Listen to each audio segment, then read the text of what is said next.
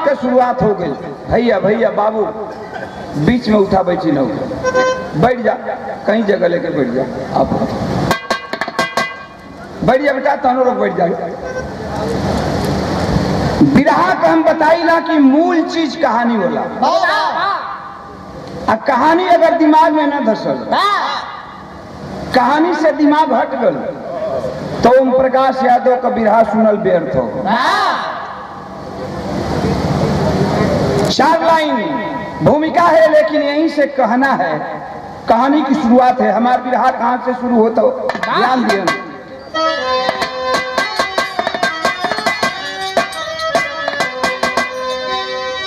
कि अब राजा सत्य केतु की बाला,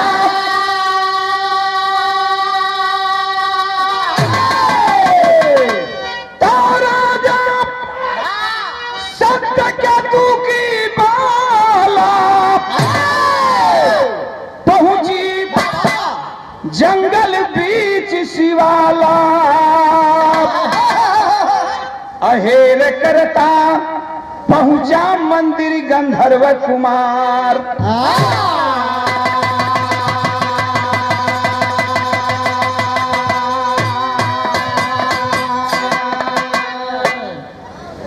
राजा सत्यकेतु के एक लड़की, जवना लड़की का नाम मोहिनी बतावल गई, जवानी के दहलीज पर बे, जवन रबीना का उम्र बा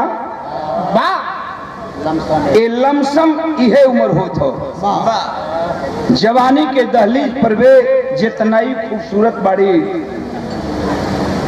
नजर न लगे हमार नहीं बचा के। अरे तो हम का करत है भैया, नजर न लगे। आज कौन दिन है? शनिचर दिनों खतरनाक है, शनिचर नहीं तो अतवार मंगल के नजर लगेगा। आज शनिचर है। जितना खूबसूरत रवीना बाड़ी, यही तरह वो लड़की खूबसूरत में राजा सत्यकेतु का उम्र भी लमसम भैया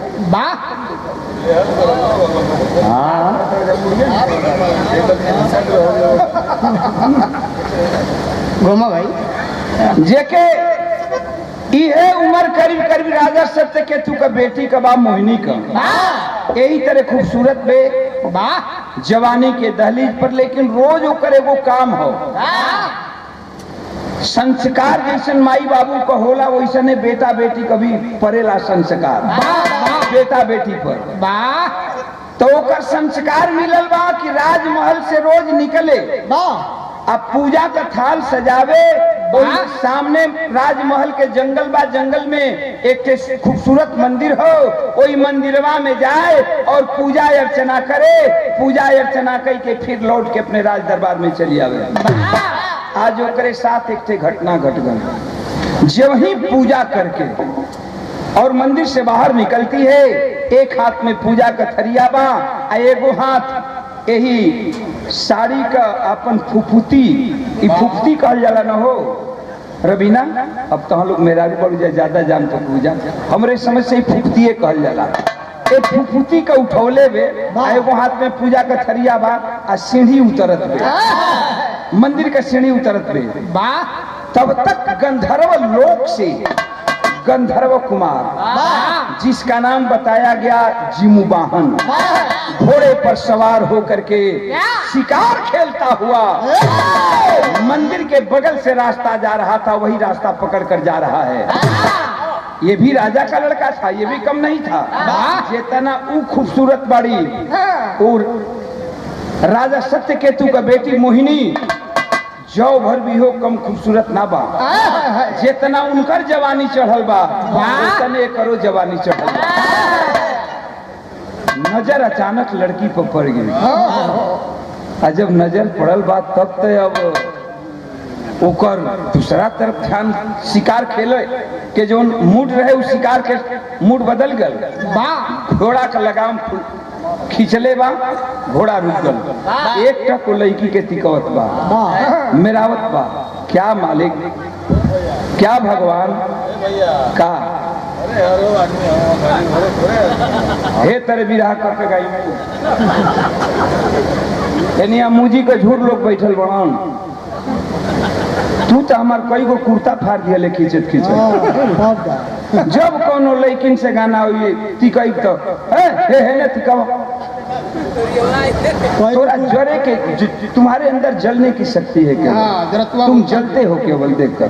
कोई को कुर्ता तो दर्जी कह दिया था। अरे हमके दुनिया जानते क्यों प्रकाश यादव कैसन आदमी हूँ। ये तो मंच पर भाई तनी अरे ये न्यू आदमी बना, ये न्यू आदमी बना चारों तरफ हम गवैया ही चारों तरफ मुंह करके गावे के बाद एक 511 रुपए का पुरस्कार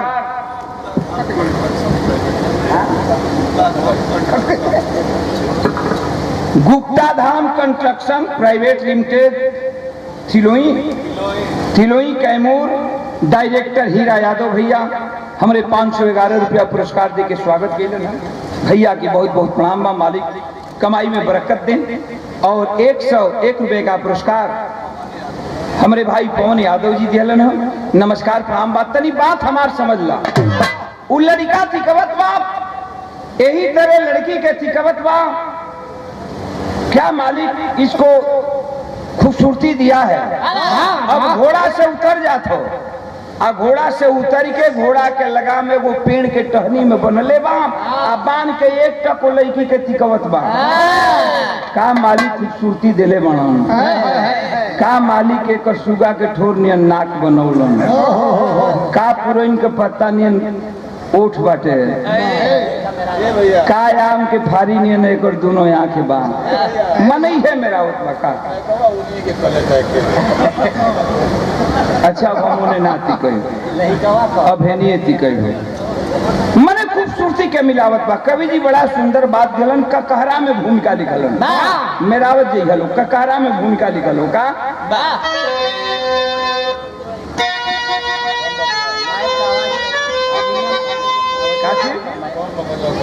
तनी बाजा का साउंड बढ़ा दा। बाजा का साउंड, बाजा का केबल देख ला कौन बा। कवि ने लिखा है ककहरा में भूमिका लिखा क्या। तो चांद चिलमन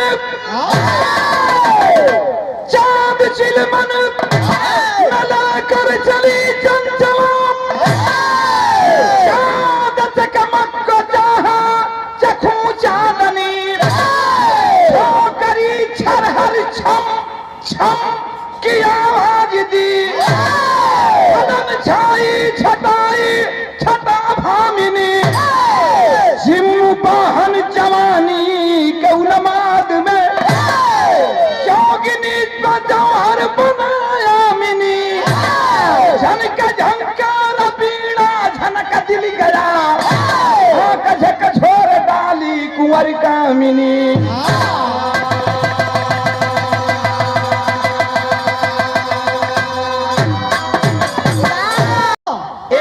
तर्ज बा मास्टर का तर्ज का लाइन बा। नहीं तनी और बढ़ के दा। एक लाइन तर्ज बा का तर्ज का लाइन बा। रेडियो रिकॉर्ड में आप लोगों ने सुने लेन मोहम्मद रफी साहब का आवाज में कि अरे ये माना मेरी जान, ये माना मेरी जान मुहब्बत सजा है,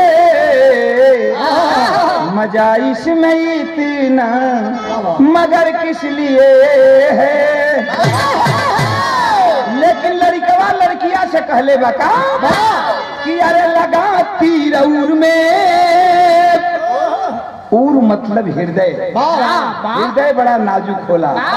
का कहत बाकी तोके देख के का भइल, तोके देख के अट्रैक्शन कैसन भइल हमार कि अरे लगा तीर उर में, अब हुआ दिल उजागर करना न मेरी इच्छा बनागरी।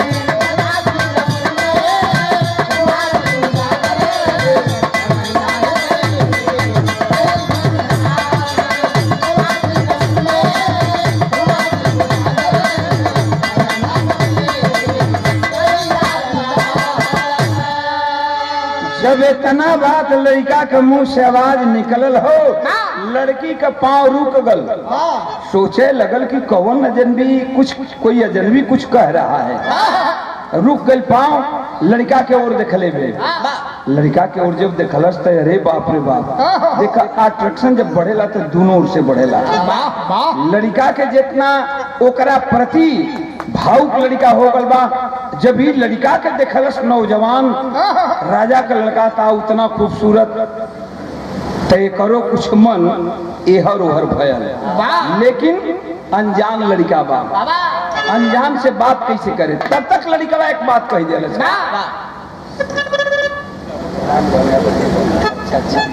ये हमारे हीरा भाई का बहनोई सेवानिवृत्त राम गहन यादव जी मुड़ी से 500 रुपया का पुरस्कार देके स्वागत कैलन है भैया के। बहुत बहुत प्रणाम बा।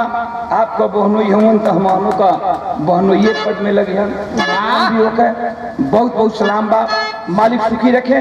तो तनी है बात समझ ला, इतना बात अभी लड़की देखल कि कोई अनजान लड़का मुझसे कुछ कहना चाहता है, तब तक लड़का बोल पड़ल बा। का कहलस कि अरे हिटे जल रहा है, तब यही जल रहा है और फटता जी कर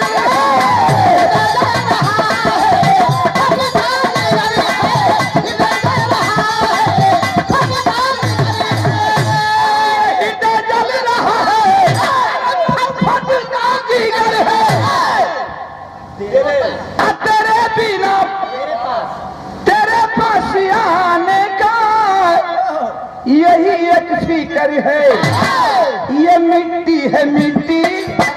पढ़े लिखे भाई ध्यान देंगे, मिट्टी का बना हुआ शरीर अर्थात मिट्टी हिंदी साहित्य व्याकरण द्वारा यमक अलंकार दिया गया कि ये मिट्टी है मिट्टी, ये मिट्टी है मिट्टी में मिलना है इसको, ये मिट्टी है मिट्टी में मिलना है इसको, एक दिन यहाँ से जाना है इसको, ये मिट्टी है मिट्टी में मिलना है इसको, एक दिन यहाँ से जाना है इसको।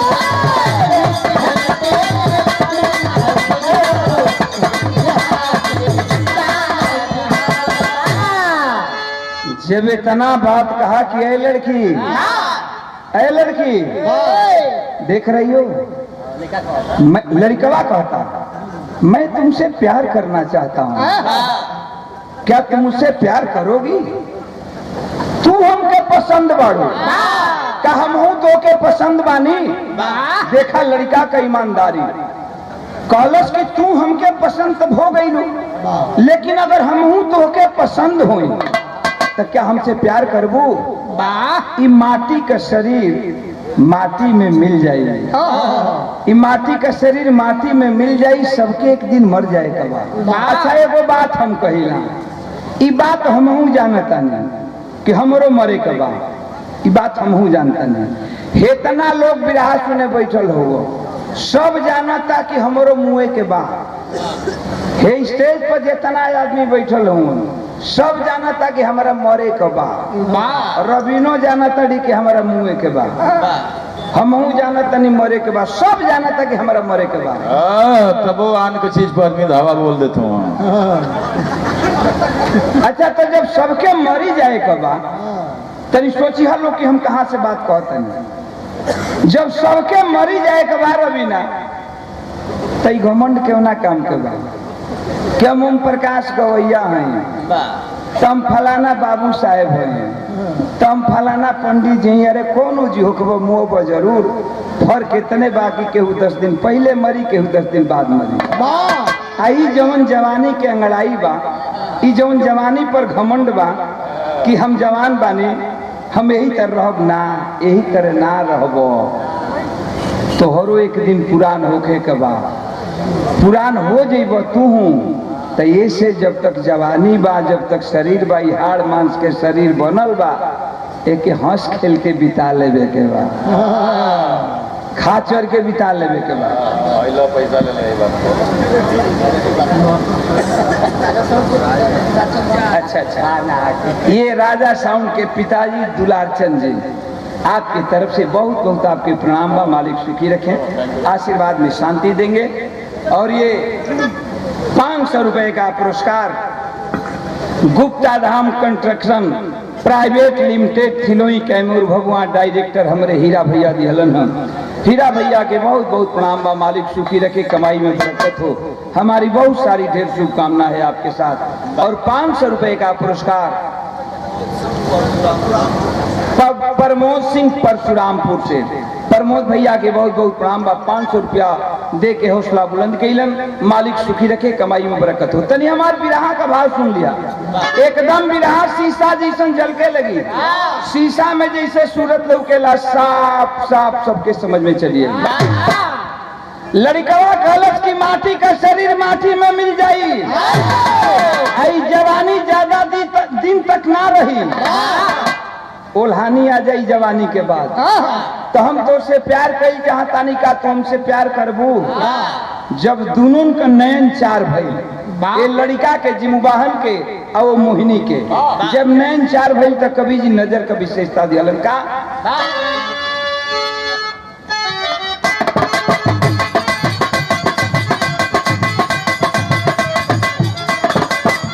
नयन चार भई तो कभी जी लिखे के पड़ो कभी का नजर बकुला की भाव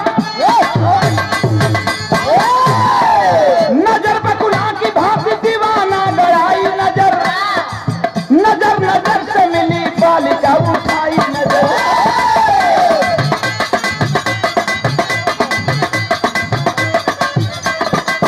हया को चिर गई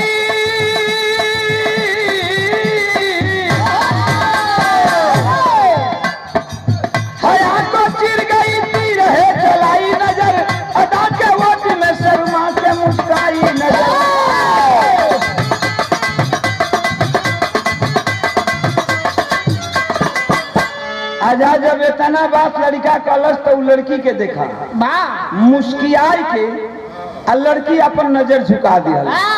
लड़का के बात सुन के मुस्किया के नजर झुका दिया।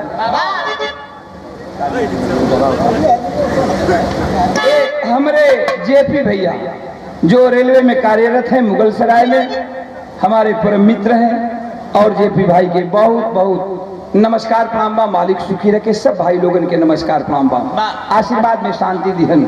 इतने बात मिलल बा तो लड़की देखले तो लड़का के बात सुन के मुस्किया के नजर झुका दिया। और जब नजर झुका दियलस तो ये प्यार का पहली सीढ़ी होला। इतना लोग बैठल बड़ा लोग सुन ला।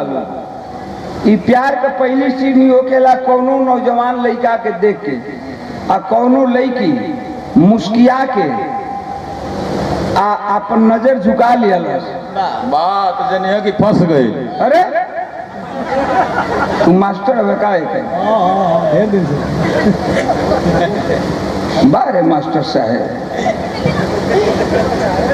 कौनो लड़की नौजवान लड़का के देख के नजर झुका लिया तो समझे कि तोरे प्यार के कबूल करत है। अभी हमारा कहला के मतलब जितना नौजवान लड़का लोग बड़ा लोग जाके गौवा में मेरावे मत लगे लोग ना तल्लातो जूता को कमी ना हो। बतिया का पता चल गल, रोजाना का काम लग गल। वो लड़की राजमहल से निकले पूजा के बहाने वही मंदिर में आवे और गंधर्व लोक से लड़का घोड़ा पर सवार होके आवे, दोनों मिलसन।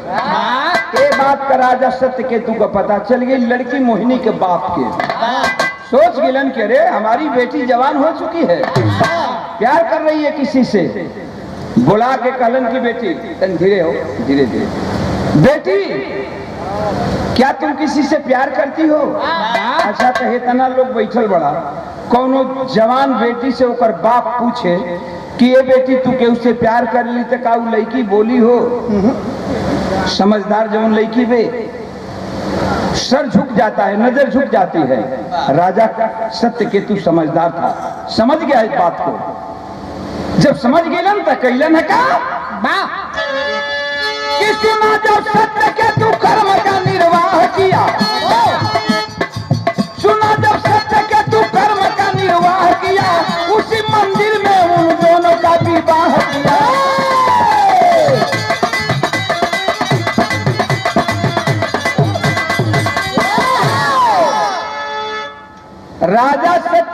वही मंदिरे में बिटिया के ले गई। अब वही मंदिर में वो लड़का जी मुबाहन के बोलन आ गंधर्व रीति रिवाज के अनुसार शादी कर दिहल। आज दुल्हन बन के वो लड़की जो उनकी अपना राज दरबार में बाबुल के रहत रहे, आज लड़की बन के आज दुल्हन बन के एक बार राज दरबार में आई हुई अपने पति के संग। 1 दिन 2 दिन 3 दिन 4 दिन 5 दिन 5 दिन बीत गई। जिमुबाहन एक दिन राजा सत्यकेतु ससुर से कलन की बाबूजी तोरे राजमहल में हम कितना दिन तक रह, हमार दुल्हन विदा कर दा, हम लेके जाओ। राजा सत्यकेतु भी समझ गए कि बेटी पराई धन है, आज नहीं तो कल जाना है इसे। राजा सत्यकेतु अपनी बिटिया को सजा धजा करके दुल्हन बना के वो लड़का जिमुबाहन के साथ लगा दिया। जिमुबाहन लेके चलल बा, लेकिन देखें कहानी मोड़ ले रही है। जिमुबाहन कहाँ पहुंचल बाबू?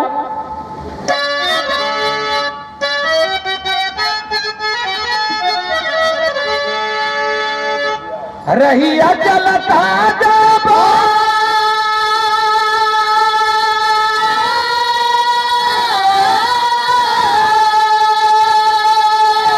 ए भैया गईला थोड़ी दूरिया हो,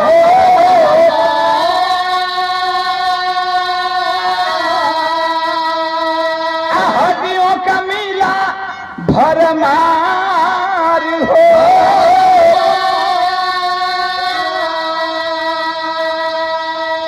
सुन सन रहिया में अब सुना ले रोवैया,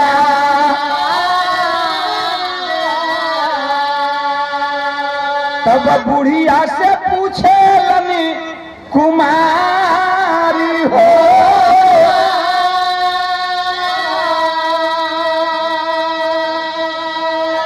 जंगली रास्ता है, अपनी दुल्हन को लेकर जिमुबाहन जा रहा है। अचानक किसी औरत के रोने की आवाज आई है।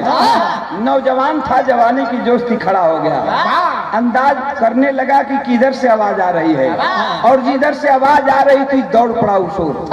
जंगल के बीचों बीच जाता है तो क्या देखता है, चारों तरफ से हड्डी है और उस हड्डियों के बीच में एक बुढ़िया औरत बैठकर रो रही है। नौजवान बर्दाश्त नहीं किया, उस बुढ़िया से सवाल कर बैठा। क्या सवाल कैलन है?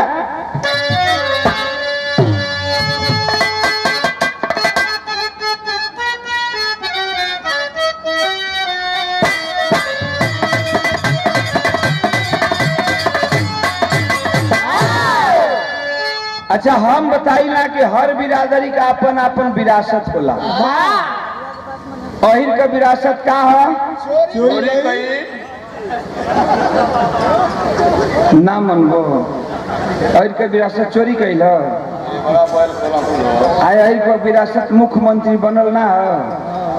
इहो कह, ई कहत लाजात कहे बड़ो बदलाव भैया। अहिर का विरासत बिरहा, शमार का विरासत संतोष सीनरैनी, धोबी का विरासत धोबऊ, गुण का विरासत गुणऊ, गुण का विरासत गुणऊ है। कौनो काम होई गुण भाई लोगन के ते मेरा लिया लो, हुड़का के ताल जरूर बजे, हुड़का का ताल ठुकाई जरूर, और हुड़का का ताल बजे लगी तनी तहूं कदे तहूं कदे अपना मिली की राशन, अपना मिली की राशन, गुण निकल के बा, गुण निकल के बा, गुण निकल के बा, गुण निकल के बा, गुण निकल के बा, हमर के ई का यो बोले हो बड़ा हुड़का के जानकार बड़ा। गोड़ भाई लोग का लौंडा माटी का गीत गावेलन। गोड़ भाई लोगन के माटी का गीत गई लौंडा का गावेलन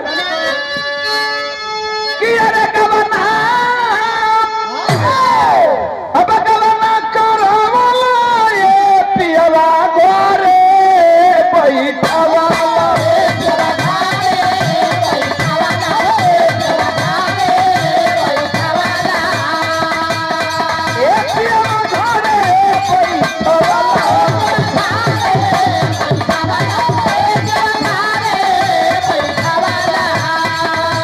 अपने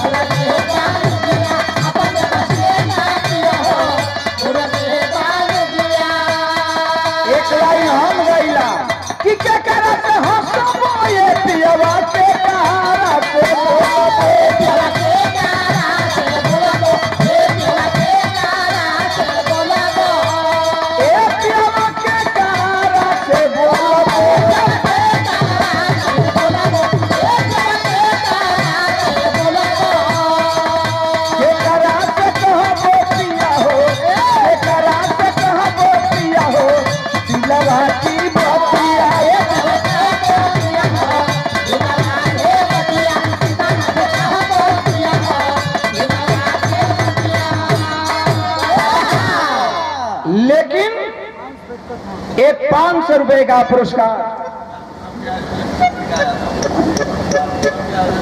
कार्यक्रम के आयोजक हमारे चंद्रिका भैया दिहलन है। चंद्रिका भैया के बहुत बहुत प्रणाम बा। मालिक सुखी रखे, यही तरह फुलवारी खिलत रहे, कमाई में बरकत होत रहे, हमार बहुत ढेर शुभकामना बा।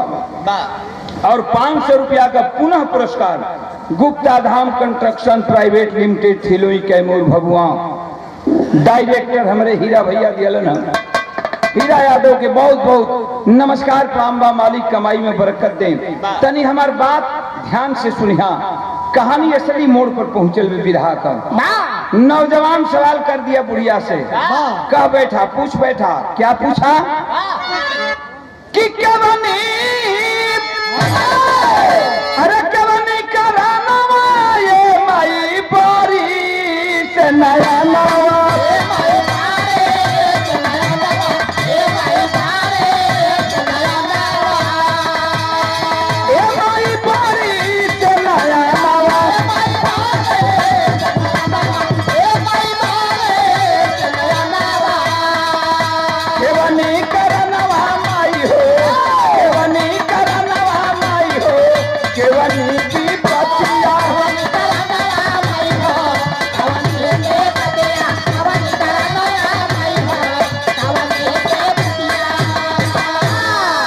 सवाल कर बैठा कि बुढ़िया माँ इन सुनसान जंगल में हड्डियों के बीच में बैठकर तू क्यों रोती है?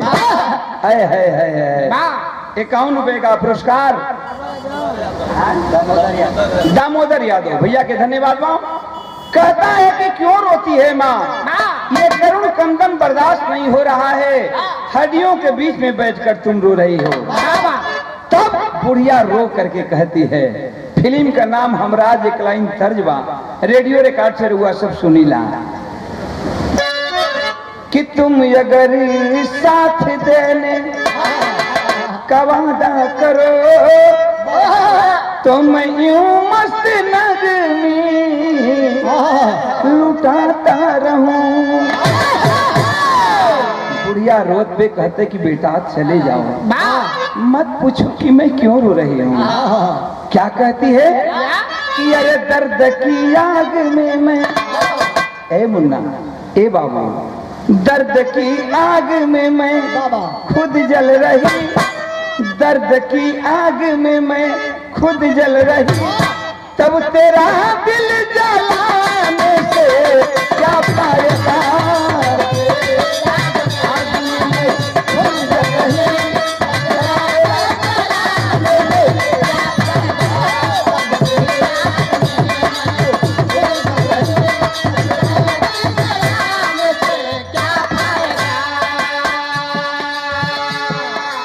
हमरे भाई हीरा भाई, हमरे हरिहर भाई का छोटा भाई हो, बॉम्बे में भी जाई जाता बड़ा सम्मान करें। बॉम्बे के मलाड के रामलीला मैदान में टिकट पर आवे, बिरहा सुने, भीड़ में सम्मान भी करें। बड़ा छोट भाई का तरफ से ये 500 रुपया का पुरस्कार, एक सुंदर साफा और एक सुंदर पुष्पहार। भाई के बहुत बहुत धन्यवाद। मालिक कमाई में बरकत दें। और ये 500 रुपए का पुरस्कार Gupta Dham construction private limited Thiloi Kaimur director हमरे हीरा भैया पुनः पुरस्कार दे के स्वागत के लिए हम मालिक कमाई में बरकत दें। सब भैया के बहुत बहुत प्रणाम बा। तनी बात हमार ध्यान दिहन, जब इतना बात कहले वे तब लड़िकवा बोल पड़ल बा। वो नौजवान बोल पड़ा कि माँ ऐसे क्यों कह रही हो? अरे तेरा दिल जल रहा है, तू जल रही है, लेकिन मुझे बताओ ना, मैं तुझे माँ शब्द कह करके बोला। क्या लड़का कहता है?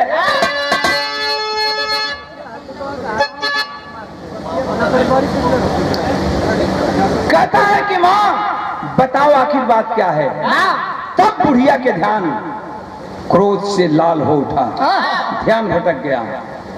कहती है कि मैं बार बार कहता हूँ, मैं बार बार कहती हूँ कि तुम चले जाओ। मैं जल रही हूँ और मत जले पर नमक मत छिड़को।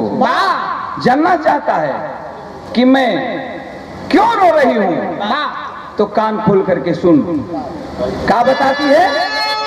कि कल सुबह होते सुन ले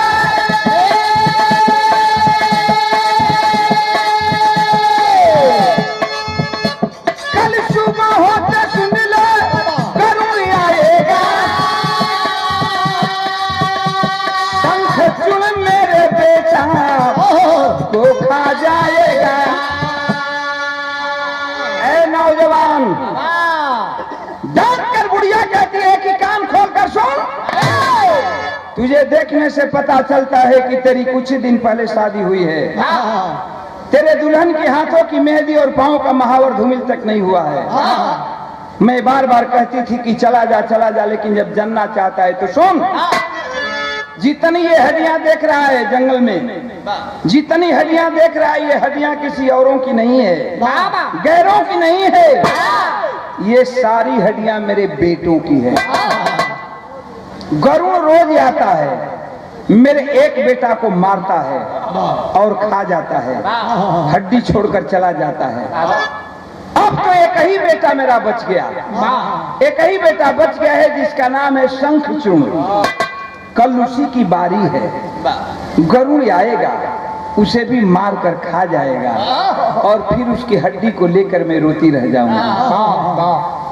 ऐ नौजवान, अरे जिस बुढ़िया को तू बुढ़िया कहता है, मैं कोई बुढ़िया नहीं हूँ बेटा, कि नाग माता हूँ मैं। बुढ़िया बताती है कि नाग माता हूँ मैं, नाग माता हूँ मैं, डर कर भग जाओगे प्रेम झूठा दिखाने से क्या फायदा। मैं डर कर भग जाओगे दिखाने से क्या फायदा।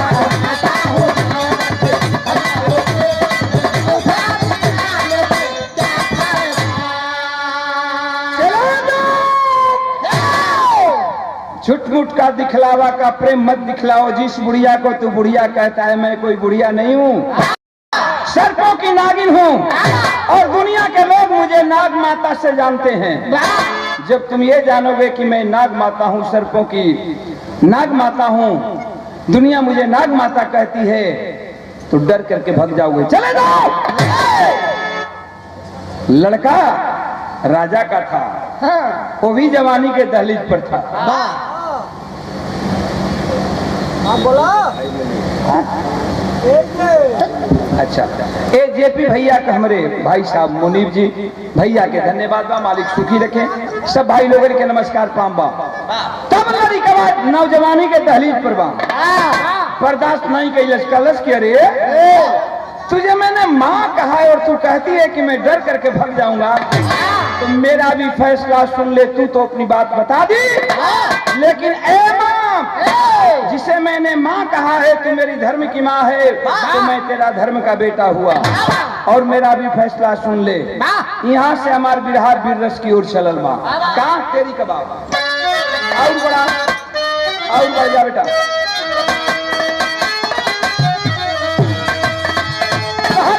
जमानी कमनो का मैं न आई, ए माई जमानी कमनो का मैं न आई, तब सोना धक उठी तब चढ़ी न पीतर पानी।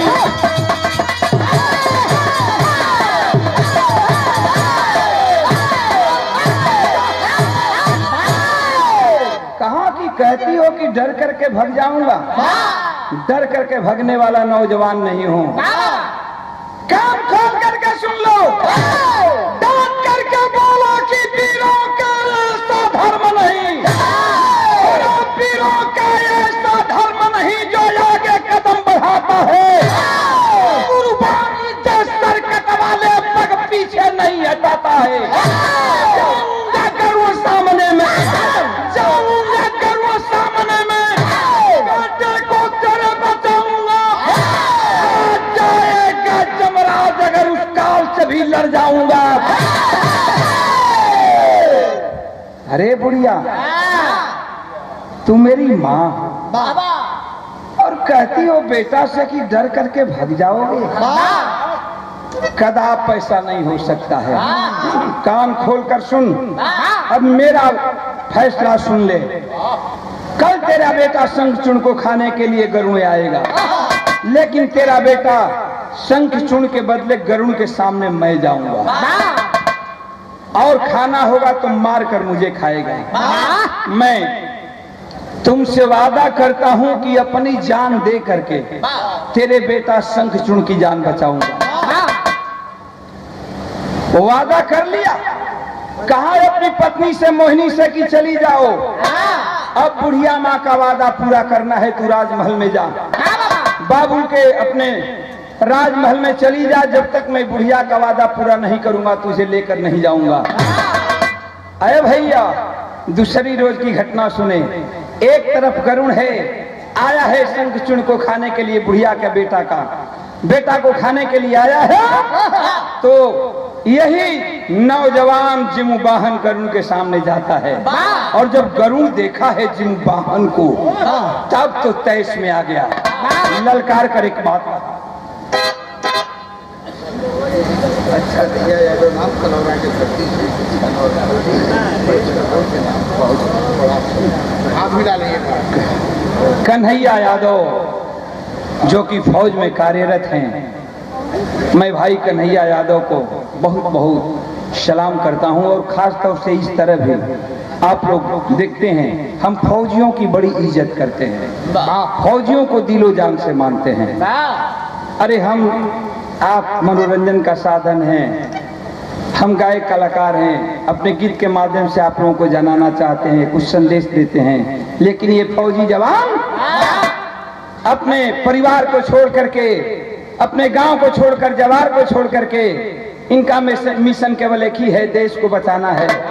और सरहद हिंद पर खड़ा होकर के जाड़ा गर्मी बरसात कोई भी मौसम हो, अपने खून को पसीना की तरह बहाता है तो हम आप चैन से सोते हैं घर में। मैं ऐसे फौजी नौजवान को बहुत बहुत सैल्यूट करता हूं, बहुत बहुत प्रणाम है। मालिक सुखी रखें।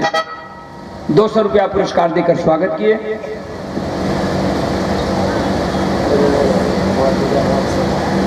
जीजा क्या? अच्छा, राजिंदर यादव जीजा हैं हमारे भैया का, गुड्डू भाई का जीजा हूँ। राजिंदर भैया के भी बहुत बहुत प्रणाम बा, गुड्डू भाई का भी धन्यवाद बा। मालिक सुखी रखे। 200 रुपया पुरस्कार देके स्वागत किलन हम। तनी हमारे बिरहा के भावस्था पर गौर करिए, एकदम चरम सीमा पर बिरहा असली मूड में हो। एक तरफ गरुड़ है तो एक तरफ जिमुबाहन है, और जब गरुड़ देखा है जिमुबाहन को तो तैश में आ गया। ललकार करके एक बात बोला है, तनी और बढ़ के था बाबू।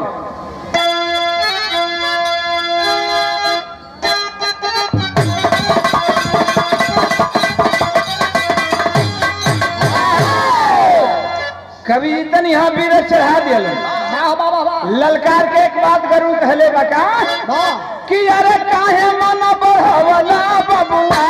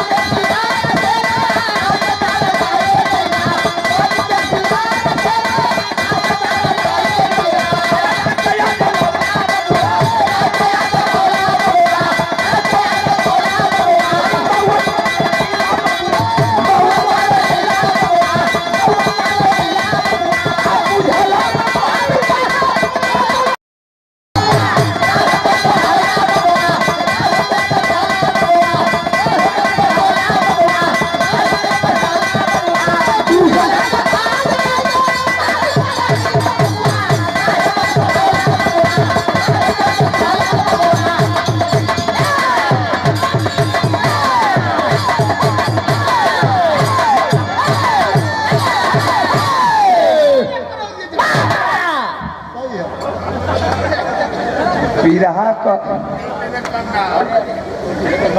देखा तो ये कहेला जाता मन थोड़ हो जाता।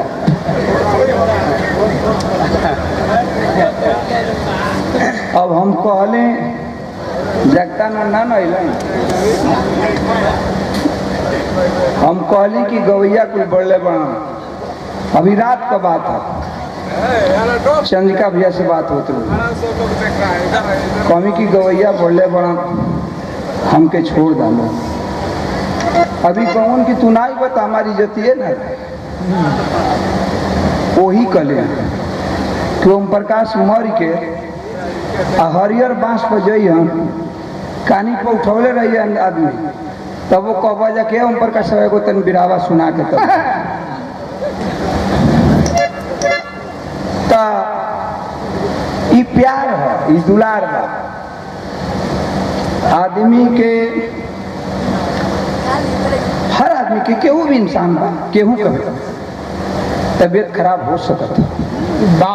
शरीर मशीन तो है ना, मशीनियों खराब हो जाता, ये तो शरीरे है। खैर ये आप लोगों की दुआएं हैं, जो हम लोग खड़ा हैं, चल रहे हैं, इतना गा रहे हैं, अभी कम नहीं है। आप लोग का प्यार है। हमारे जेपी भैया बहुत रुपया पुरस्कार देके स्वागत के जो उनकी रेलवे विभाग में कार्यरत बना। एक ही बात कलन की बुढ़ौतियों में हेता ना तबे मन थोर हो गई। अब वही तो हमार जवानी चढ़ला, अभी ने बुढ़ौती कहे लगल। सही बतावत धर्म से बतावत सही कसम से क्रिया ना खैला, कसम से कहता नहीं कि अब वही हम जन लिया कि अब ये हमार जवानी आ गई। इतना दिन तक लड़कपन में बीतल, अब ये जवानी आई, अब असली गावे वाली उम्र भइल। अब वही हाफ चड्डी पर भरा गाना घूम देता हूँ। चुप ऊपरे ले करिया ना भीतरों ले करिया। ये 500 रुपया का पुरस्कार हमरे भैया Gupta Dham construction private limited director Hira Yadav भैया हमारे ग्राम थिलोई कैमूर भगवा से हीरा भैया के पुनः पुरस्कार देके और हमके स्वागत के लिए हीरा भैया के बहुत बहुत प्रणाम बा। मालिक कमाई में बरकत दें। सब भाई लोगन के बहुत बहुत प्रणाम बा। तनी बात समझ ला, ए लड़का, ए बेटा हट जा। एक तरफ गरुड़ है तो एक तरफ जिमू वाहन है। लड़ाई आर पार की छिड़ी है। यही तरह परसों चौथा रोज कैया गाना रहे जो दिनवा में करम हरी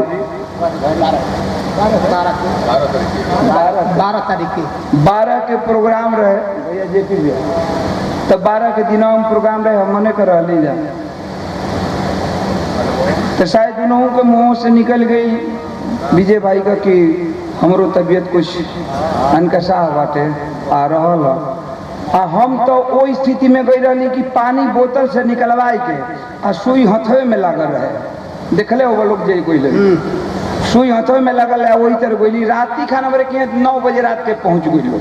काल गावे के बाद सवेरे 9 बजे रात के पहुंचल लोग कि चल के तू खाली स्टेज पर खड़ा हो जा, सुई लागल है। और बिहार के गौया बनब हम ना धरो, अब जान दिया लोग गौया बना बड़ा नामी गौया खड़ा होके कहता कि वो कहता कि बीमार बनी, तू कहता बीमार बनी। आदमी तो लोग बीमारी सुने नहीं खन एजा बिरहा सुने आइल।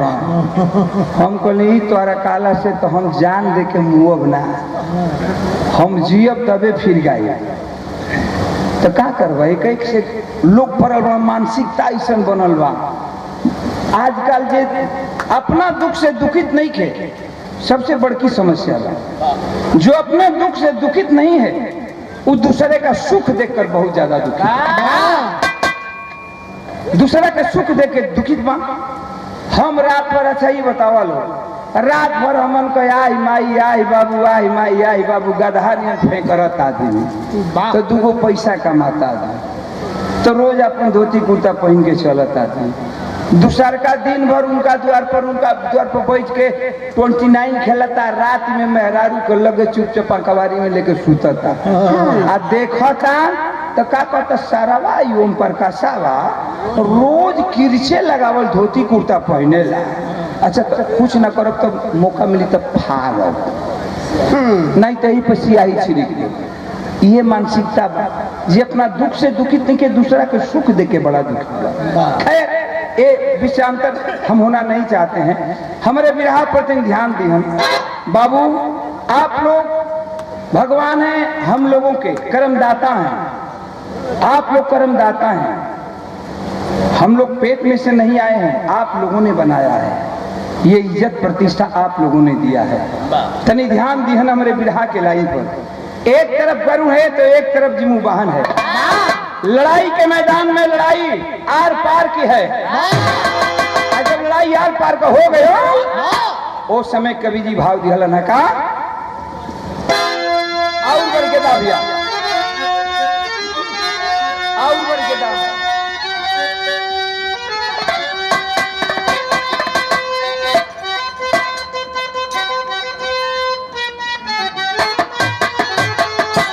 हमरे विरहा का मेन पॉइंट हो, विरहा का लास्ट कड़ी बा और इतने में विरहा का पूरा निचोड़ बा। ध्यान दी का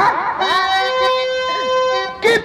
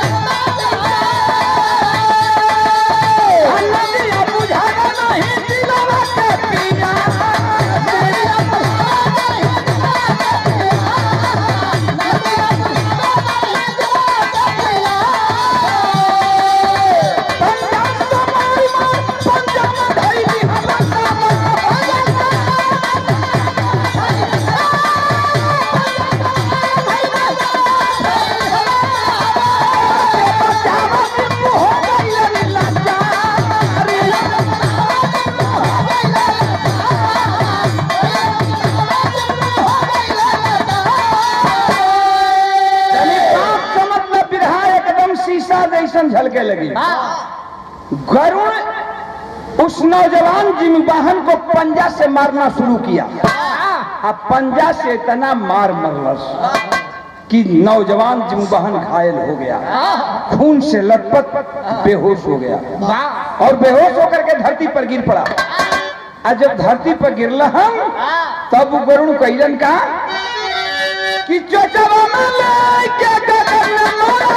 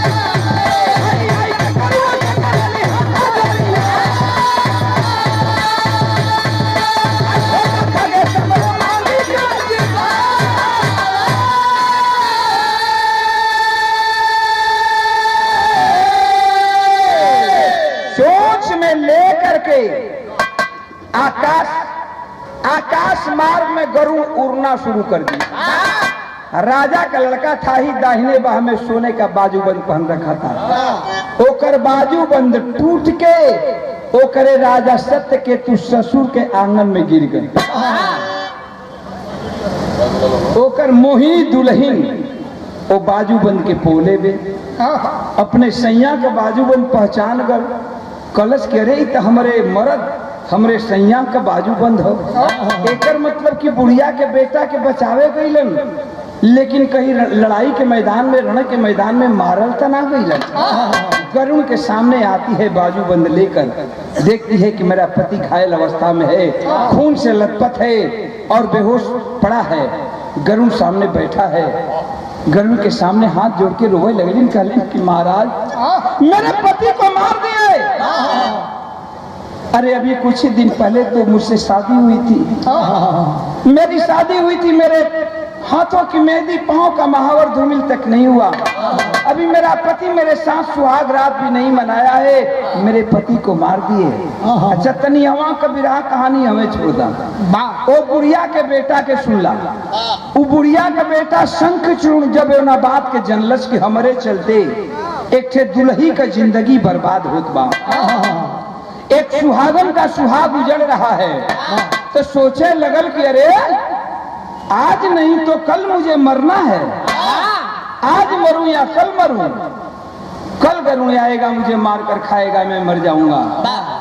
तो मेरे चलते एक स्त्री की जिंदगी बर्बाद हो रही है, एक दुल्हन के सुहागन का सुहाग उजड़ रहा है, क्यों ना मैं आज ही चल चलूं। गरुण के सामने आया है, हाथ जोड़कर बोला कि महाराज आपका दुश्मन मैं हूं, मुझे मारकर खा जाइए भैया, मुझे मारकर खा जाइए, लेकिन नौजवान को छोड़ दीजिए। जब गरुड़ इतनी बात सुनन तो उनके दिल में दया आ गई कि बाहरे शंख चूर्ण, कहा कि बेटा मैं तुम पर प्रसन्न हूं और तुम वर मांगो, क्या चाहिए तुझे। जब वर के नाम सुना, ये जिमुबाहन नौजवान जो खून से लथपथ बेहोशी हालत में पड़ा था, वो होश में आ गया। हाथ जोड़ करके गिरे गिरे कहता है कि महाराज वर देना चाहते हैं तो वर यही दे दीजिए कि आज से आप सर्पों का आहार नहीं करेंगे। ये कोई कपोल कहानी नहीं है, कोई मनगढ़ंत कहानी नहीं है, ये लिखी हुई बात है। तब से गरुड़ पुराण के अनुसार, तब से ये गरुड़ पुराण के अनुसार प्रमाण मिलता है कि गरुड़ लोग सर्पों का आहार नहीं करते। इसलिए मैंने कहा कि ये कोई मनगढ़ंत कहानी नहीं है, ये कोई मनगढ़ंत लिखी हुई कहानी नहीं है कि आप लोग इतने भाई बैठे हैं और भागवत कथा सुने हैं। जो भाई रामायण पौराण गीता पढ़ते होंगे वो उठा करके पौराण पढ़ेंगे।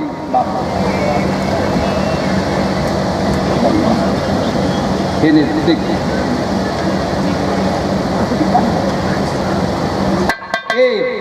बहुत रुपया के पुरस्कार देकर के स्वागत की होनहार लड़की, स्टार गायिका, बहुत अपने फन की माहिर है और इस लड़की को मैं बहुत इज्जत करता हूँ। इसके पिताजी हम लोगों के साथी हैं और हारमोनियम वादक, हारमोनियम प्लेयर बहुत अच्छा थे रामदयाल, और ये लड़की भी हारमोनियम बजा लेती है। ये देखिए, ये संस्कार कहा जाता है कि लड़की भी हारमोनियम बजाती है, पढ़ती भी है और अपने फन की माहिर है।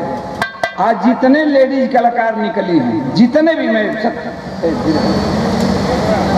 मैं सबकी बात कर रहा हूँ कि जितनी लेडीज कलाकार हैं सब लोग अपने अपने जगह ठीक है, लेकिन ये लड़की सुर की माने में, ये लड़की सुर की माने में बहुत अच्छी है।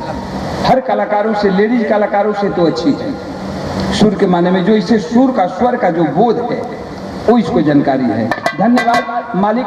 गायकी रात दूनी दिन चौगुनी बढ़ावे, आपकी गायकी दिन पर दिन प्रगति मिले, दुनिया में नाम हो, माई बाबू का, गांव का, जवार का, जिला का नाम रोशन कर, प्रदेश का नाम रोशन कर, ये हमारी शुभकामना बा। तो तनी हमार बात समझ ला। तो हेतना भाई बैठल हुन, यही से कलिए कि मन बढ़ंत कहानी ना हो। इतना भाई बैठल हुन, अगर रामायण पौराण गीता महाभारत जे भाई अगर पढ़त हो तो गरुड़ पुराण एक बेर उठा के पढ़िया। गरुड़ पुराण के 125वां पृष्ठ में, गरुड़ पुराण के 125वां पृष्ठ से ये कहानी शुरू हो रही है, जिमुबाहन की कहानी। ये कहानी मिलती है, तब से गरुड़ पुराण के अनुसार प्रमाण मिलता है कि गरुड़ लोग सर्पों का आहार नहीं करते हैं। अच्छा, यो मस्त कह दिया गरुड़ कह करके चला गया। ये नौजवान जिमुवाहन बुढ़िया के बेटा शंखचूर्ण को बचा लिया। शंखचूर्ण भी चला गया, लेकिन जिमुवाहन इतना घायल हो चुका था, इतना गरुड़ के पंजा का मार लग चुका था कि बाबू वो बर्दाश्त नहीं किया, उसी जंगल में अपनी अंतिम दम को तोड़ देता है। मतलब इस दुनिया को छोड़कर चल बसा।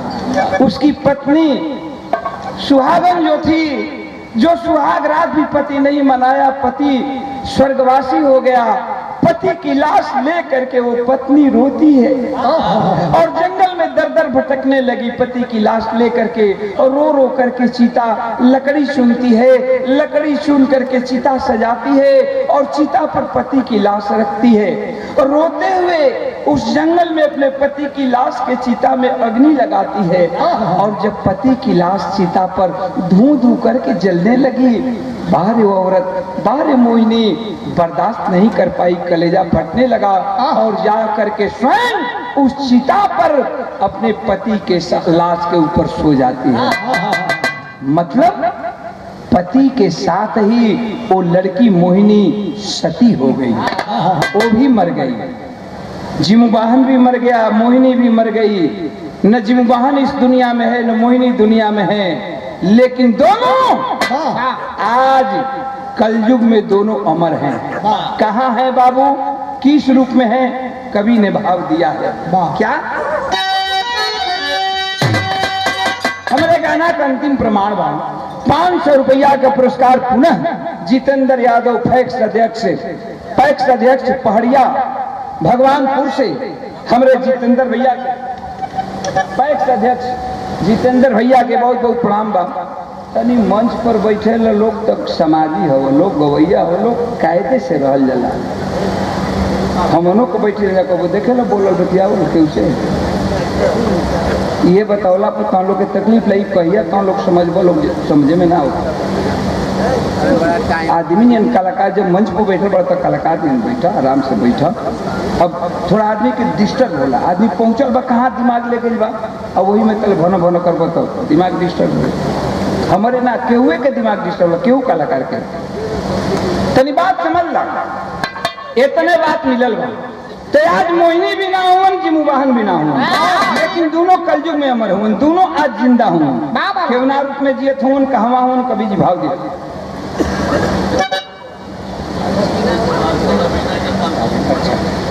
देखिए यही प्यार है, दुलार है। Gupta Dham construction private limited, छिलोई Kaimur, भगवा, डायरेक्टर हीरा भाई जैसे हमरा के दिलन पुरस्कार 500 रुपया रवीना कला और 500 रुपया का पुरस्कार सुधीर का दिया बाबू। तो 500 रुपया और दे दा वो पार्टी का। हाँ नहीं अभी हाँ देखा था ई होके कहीं 500 रुपया और दे दा विजय भाई का दे दा। तो ये होना चाहिए प्यार, दुलार प्यार यही होता है। इना के बेगो गवैया के 1000 दे के आप चल जा, नहीं जब गवैया बन नहीं जा, 2 गो बना 3 गो बड़ा तो दुधुए सौदा, लेकिन हर कलाकार के सम्मान करा स्टेज पर। भाई के हीरा भैया के बहुत बहुत धन्यवाद बा, मालिक सुखी रखें और यही तरह आपका कंस्ट्रक्शन चलत रहे, कमाई में बरकत हो, हमार शुभकामना बा। हमारे गाना के अंतिम लाइन बा, आज दोनों जिंदा हों, जिमुवाहन भी जिंदा हो और मोहिनी भी जिंदा हो। कहाँ हो उन कलयुग में, केवना रूप में?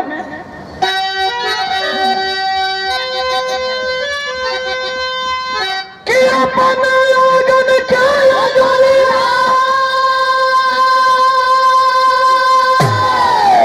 अब डुबला पीरवा कई के वादा काज करिया निभावला पीरवा।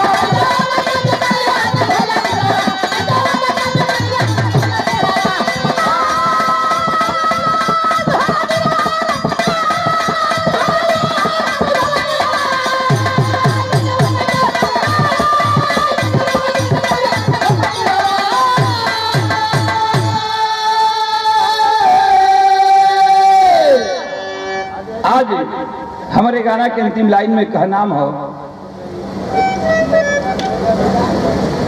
आप लोगों के बीच में गरीबों के चहेता नेता और हम लोग के बड़ा अजीज मित्र हमारे रामचंद्र भाई विधायक, पूर्व विधायक, आप लोग के बीच में आए। एक बार जरा हम चाहेंगे ताली से आप लोग बजाकर, ताली बजाकर स्वागत करें। बैठ जा भैया, बस 2 मिनट, हमारे गाना का अंतिम कड़ी चलत है। बैठ जा लोग, अंतिम कड़ी चलत है, 2 मिनट गाना का अंतिम लास्ट चलत है। 100 रुपए का पुरस्कार।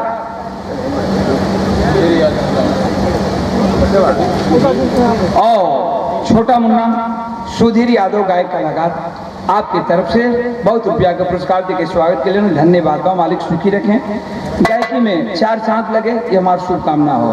तो कहल गई बतौली कि दोनों आज जिंदा हुवन, दोनों जिंदा हुवन, ये दुनिया में ना हुवन, फिर भी कलयुग में दोनों का नाम अमर हो।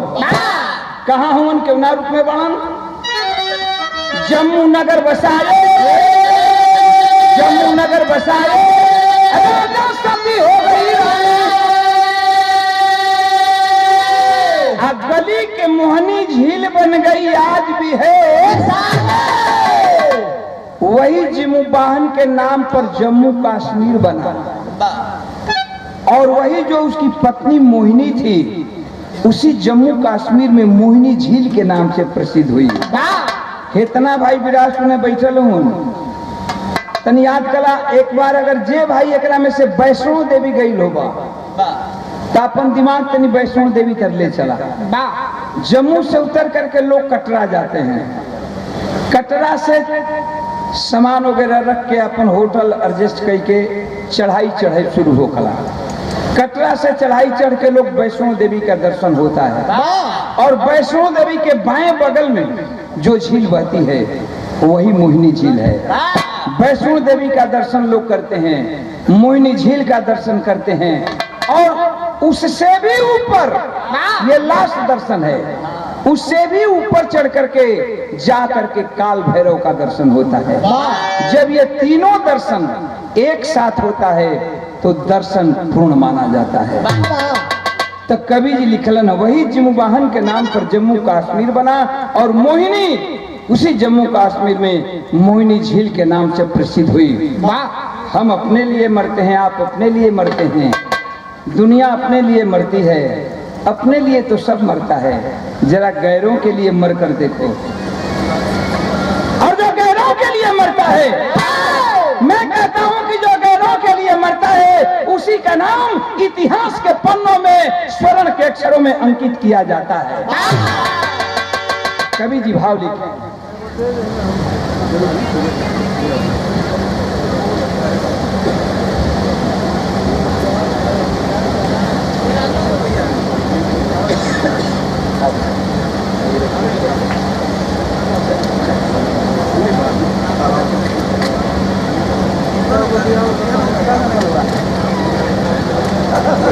आप सुंदर पुष्पहार और 500 रुपया पुरस्कार देकर के स्वागत किए विनोद राय। आप बाबूजी अवरिया पंचायत के मुखिया जी हैं, मुखिया जी के बहुत बहुत प्रणाम बा, मालिक सुखी रखे। सब भाई लोगन के बहुत बहुत प्रणाम बा। जिंदगी रही यही तरह भेंट मुलाकात होत रहेला, आप लोगन से होत रही न ते जिंदगी के का भरोसा बा, जिंदगी पानी के बुला बा, आज लौकत बनी जा कल न लौकत जा, इस जिंदगी के कोनो भरोसा नहीं के, ऐसे हंस खल के बिता लेवे के बाद तो हम कहिला का कहिला,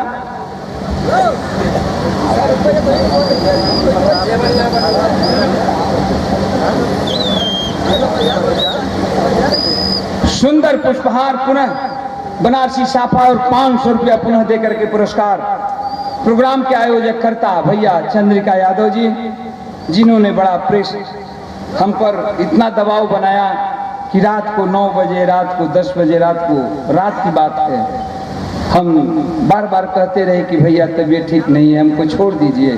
कई कलाकार हैं, लेकिन इन्होंने कहा कि 5 मिनट के लिए ही आइए, बाकी आइए।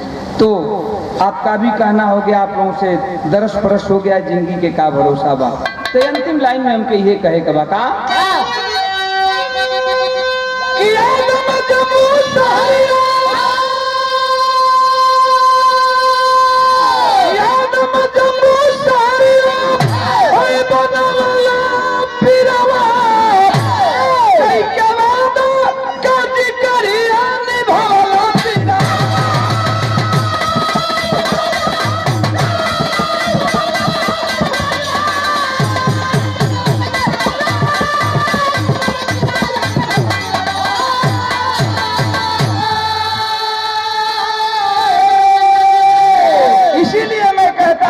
कोई अपने लिए मरता है, कोई गैरों के लिए मरता है, लेकिन जो गैरों के लिए मरता है उसी का नाम इतिहास के पन्नों में स्वर्ण के अक्षरों में अंकित किया जाता है। हमारे गाना का अंतिम लाइन रहा 500 रुपए का पुरस्कार। आप गरीबों के चहेता, नौजवानों के दिल के धड़कन और हमारे बिहार के शान मान रामचंद्र यादव, जिन्होंने कैमूर से लेकर के ये अधौरा पहाड़ और उस पहाड़ से लेकर के नीचे पहाड़ के तराई तक अपनी यश को फैलाया है, और आप लोगों ने जो साथ दिया। मैं इनका एक गाना गाया था ओ चुनाव में, जब चुनाव सांसदी का चुनाव हुए दूसरा बार, तो चुनाव में गाना गोले रहे हम इनका, तो आप लोगों ने उस गाना को बहुत प्यार दुलार दिया था। हम सुन रहे थे, सुनते थे, लोग गाते थे। 100 रुपए का पुरस्कार। धीरे हो भैया। हाँ? संजय भैया हमारे दिया ना डाल रखी। और सुंदर पुष्पहार रुपया का पुरस्कार स्वर्गीय हमारे बड़े भाई राम नारायण के सुपुत्र गायक कलाकार ब्रिज मोहन यादव जी, आपकी तरफ से जो आप लोगों के बीच के हैं, आप लोगों के घर के हैं, बड़ा सम्मान मिलता है आने के बाद। और रुपया का पुरस्कार माला दे के स्वागत के लिए बड़ी हम उनका पुराना मित्र और अजीज मित्र, हमारे तो अजीज मित्र, इसलिए कि हमारे साथ ढोलक का भी संगत किए हैं। हमारे प्रोग्राम में कुछ नहीं तो 3 महीना 3.5 महीना ढोलक भी बजौलन, संगत कैलन ढोलक पर। आप दयानंद यादव, ग्राम पंचायत दयानंद मुखिया, क्यों ना ग्राम पंचायत के पानापुर पंचायत के पूर्व मुखिया, पानापुर पंचायत के 2 बार मुखिया रह चुकल बनन, और जिनकर इनकर पत्नी जो कि बिरहा में सुपर स्टार गीता त्यागी, जो लेडीज गायिका में, लेडीज गायकों में दूसरी गायिका थी। लेडीज जितना गवैया निकल ली, तो शुरू में पहला लेडीज गवैया उमा बैरागन हुई जो प्रतापगढ़ की थी, और दूसरा गवैया में गीता त्यागी हुई। गीता त्यागी अपनी फन की माहिर थी और फन की माहिर आज भी है ओ गायिका, और उसी का शिष्य रवीना गीता के शिष्य है उन्हें, तो रवीना टंडन उन्हीं। और अच्छा सॉरी, हमारा हीरोइन है के नौआ आ जाला रवीना टंडन,